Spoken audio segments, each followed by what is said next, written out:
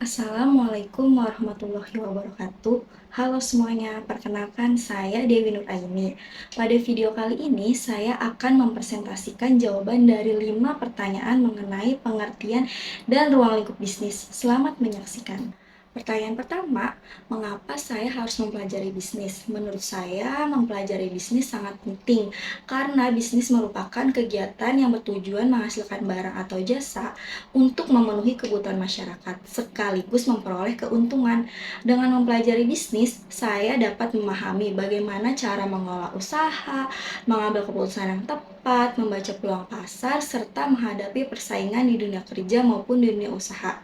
Selain itu, ilmu bisnis juga dapat menjadi bekal untuk berwirausaha, sehingga tidak hanya bergantung pada mencari pekerjaan, tetapi juga mampu menciptakan lapangan pekerjaan bagi orang lain.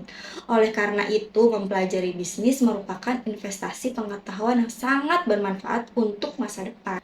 Selanjutnya, pertanyaan kedua. Mengapa bisnis menjadi kebutuhan bagi semua entitas sosial? Secara teori, bisnis menjadi kebutuhan bagi semua entitas sosial karena setiap pihak saling membutuhkan dan saling bergantung. Misalnya, produsen membutuhkan konsumen untuk membeli produknya, sedangkan konsumen membutuhkan produsen agar memperoleh barang dan jasa yang dibutuhkan. Perusahaan juga membutuhkan pemasok bahan baku, tenaga kerja, lembaga keuangan, dan pemerintah agar kegiatan usahanya dapat berjalan dengan baik. Di sisi lain, pemerintah membutuhkan keberadaan dunia usaha untuk meningkatkan pertumbuhan ekonomi, menciptakan lapangan kerja, dan meningkatkan pendapatan negara melalui pajak.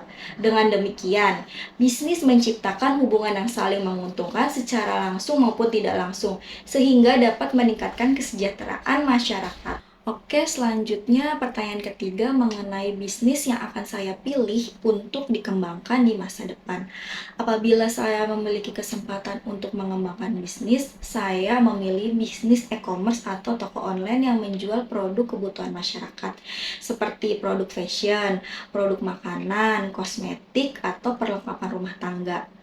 Alasannya saya memilih bisnis tersebut karena perkembangan teknologi membuat masyarakat semakin terbiasa melakukan transaksi secara online. Selain itu, modal yang dibutuhkan juga relatif kecil dibandingkan membuka toko fisik. Jangkauan pasarnya lebih luas, promosi dapat dilakukan melalui media sosial, dan proses transaksi menjadi lebih praktis. Saya juga melihat bahwa peluang bisnis digital di Indonesia masih sangat besar sehingga memiliki prospek yang menjanjikan. Pertanyaan keempat mengenai dua pemahaman tentang keuntungan dalam bisnis. Menurut saya, keuntungan dalam bisnis dapat dipahami dari dua sudut pandang. Yang pertama adalah keuntungan akuntansi, yaitu selisih antara seluruh pendapatan dengan biaya-biaya yang benar-benar dikeluarkan dan dicatat dalam laporan keuangan perusahaan, seperti biaya produksi, gaji karyawan, biaya listrik, dan biaya operasional lainnya. Yang kedua adalah keuntungan ekonomi, yaitu keuntungan yang diperoleh setelah seluruh biaya termasuk biaya peluang atau opportunity cost diperhitungkan. Keuntungan ekonomi memberikan gambaran apakah suatu usaha benar-benar memberikan manfaat yang lebih besar dibandingkan jika sumber daya tersebut digunakan untuk pilihan usaha lainnya. Jadi, keuntungan akuntansi berfokus pada pencatatan keuangan, sedangkan keuntungan ekonomi mempertimbangkan seluruh biaya yang mempengaruhi nilai suatu usaha. Oke, selanjutnya yang terakhir, pertanyaan kelima mengenai bisnis e-commerce beserta macam dan jenisnya. Bisnis e-commerce adalah kegiatan jual beli barang maupun jasa yang dilakukan melalui media elektronik atau internet. Dalam bisnis e-commerce, proses promosi, pemesanan, pembayaran barang, hingga pengiriman barang dapat dilakukan secara online sehingga lebih cepat dan efisien. Beberapa jenis e-commerce antara lain. Yang pertama, business to business atau B2B, yaitu transaksi yang dilakukan antara satu perusahaan dengan perusahaan lainnya. Yang kedua, business to consumer atau B2C, yaitu perusahaan menjual produk secara langsung kepada konsumen.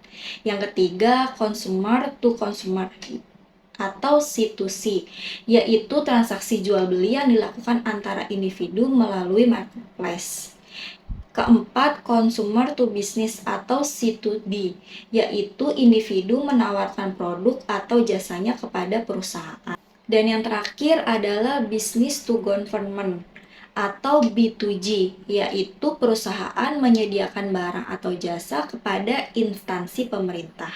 Menurut saya, perkembangan e-commerce memberikan banyak manfaat karena memudahkan masyarakat dalam berbelanja, memperluas jangkauan pemasaran bagi pelaku usaha, menghemat waktu, serta meningkatkan efisiensi biaya operasional. Selanjutnya, sebagai penutup, dapat saya simpulkan bahwa bisnis merupakan kegiatan yang sangat penting dalam kehidupan karena berperan dalam memenuhi kebutuhan masyarakat, menciptakan lapangan kerja, serta mendorong pertumbuhan ekonomi. Dengan perkembangannya teknologi digital, bisnis e-commerce menjadi salah satu peluang usaha yang sangat menjanjikan dan memiliki prospek yang baik di masa depan. Demikian presentasi yang dapat saya sampaikan. Terima kasih atas perhatiannya. Wassalamualaikum warahmatullahi wabarakatuh.